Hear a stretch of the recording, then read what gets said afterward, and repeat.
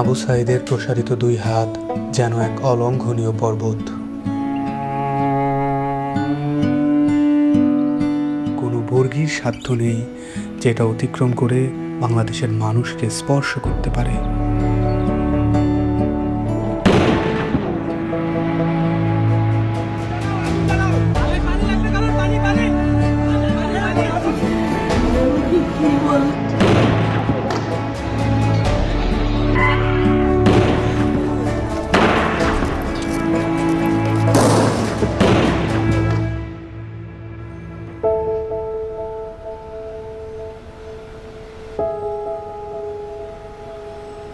জুলাইয়ের পর থেকে বাবা প্রতিদিনই রাস্তার আশেপাশে হাঁটাহাঁটি করেন।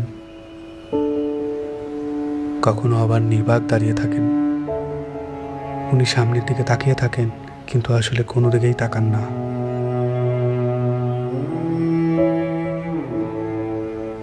যেসব রাস্তা দিয়ে ওনার ছেলে হাঁটতো, ওইসব রাস্তায় উনি দাঁড়ালে উনি ওনার ছেলের রোম পান।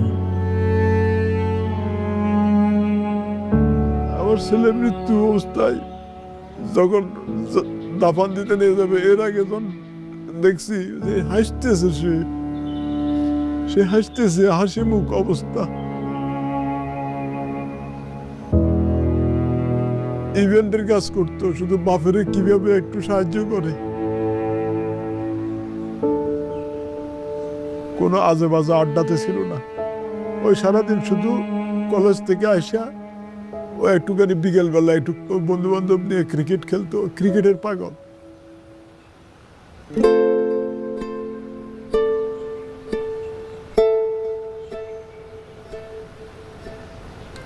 যে আমার পায়ের পাতা আছে, এরকম একটা অনুভূতি হতো। কিন্তু আমি যখন হাত দিতাম তখন থেকে আমার পায়ের পাতা নেই, এরকম একটা প্রচুর অনুভূতি হতো। আমি অনেক কান্না করতাম। এই ব্যথার চেয়ে আমার ওই অনুভূতিগুলো আমার বেশি হতো, যে আমার পা আছে।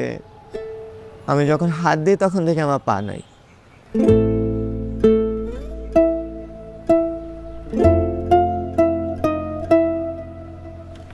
এই হসপিটালে আমি অল্প কিছুদিন হলো আসলাম।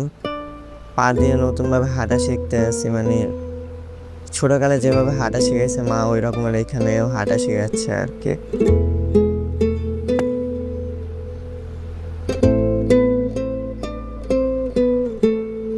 একটি প্রতিবন্ধী কিশোর, 7 বছরের বাচ্চা, ল্যাংড়া মানুষ যদি সংগ্রামে নামতে পারে, তাহলে আমি কেন বসে থাকবো ঘরে? একদিন তো মরতেই হবে। তাই মৃত্যুর ভয় করে স্বার্থপরের মতো ঘরে বসে না থেকে গুলি খেয়ে বীরের মতো মৃত্যু অধিক শ্রেষ্ঠ। আমি যদি বেঁচে না ফিরি, তবে কষ্ট না পেয়ে গর্বিত হয়েও জীবনের প্রতিটি ভুলের জন্য ক্ষমা চাই। আনাস।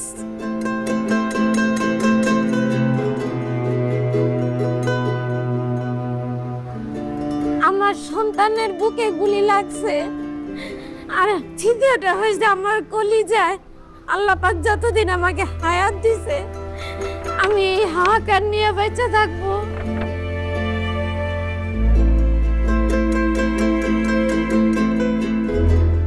প্রিয় বাবা আসলে আমাদের একটা কিছু না, কিন্তু চকলেট নিয়ে আসছে। প্রিয় বাবা নাই বাড়িতে। যখন বাইরে গেছে আর পুলিশ এসে ওকে ঘুড়ি মেরে দিছে। আই মিস ইউ প্রিয় বাবা।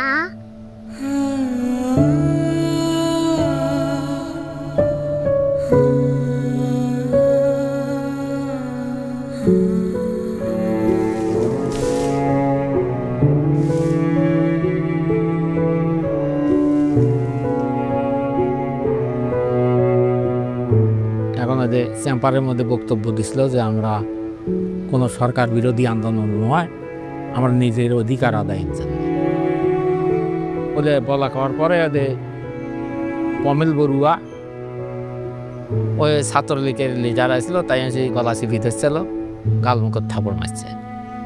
এখন ওই জন্যই ওর জেদ ধরে শহীদ হলো কি কি এখন ওটার ব্যাখ্যাটা আর আমি জানি না।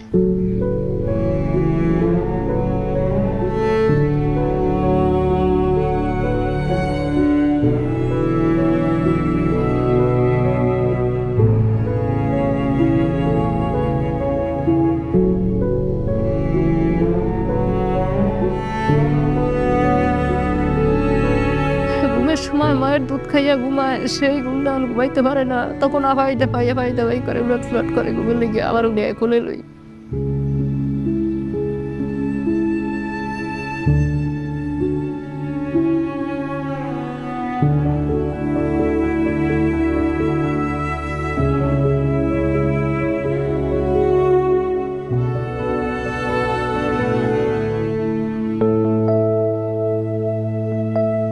এখানে এসে যখন দেখি যে এখানে সবসময় ভাইয়া পড়াশোনা করতো, এই বিছানাতে থাকতো, এখন যখন দেখি ও নাই তখন একটা শূন্যতা কাজ করে মনের মধ্যে। খারাপ লাগে যখন দেখি যে ভাইয়া এই রুমে নাই। এই ছবিটা 18 জুলাই আমার আন্টি নাজিয়া খান ফেসবুকে পোস্ট করেছিল।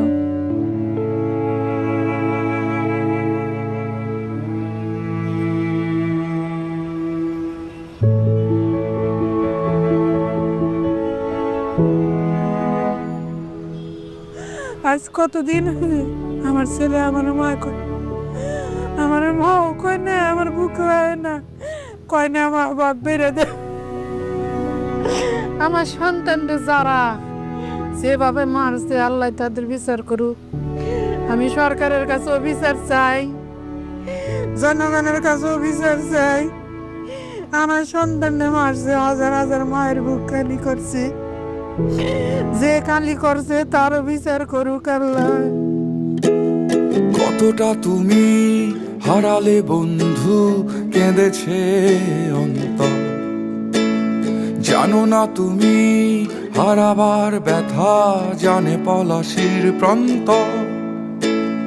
হারিয়ে গেছে যেখানে মায়ের সোনার নোলখানি, গোলা ভরা ক্ষেতের ফসল, সাজানো ফুলদানি। এ হারানোর বেদনা তুমি রেখো অন্তরে, দেখবে তোমার দুঃখ লুকাবে পলাশির প্রান্তরে। বাংলাদেশের বুকের ওপর চেপে বসা 36 দিনের এই ভারই আমরা নিতে পারছি না। একবার ভাবি চলেন 16 বছরে কত বড় ভার হয়ে এটা আমাদের বুকের ওপর বসেছিল। এই ভারই আমাদের শক্তি দিক সংস্কার করে নতুন বাংলাদেশ গড়ার।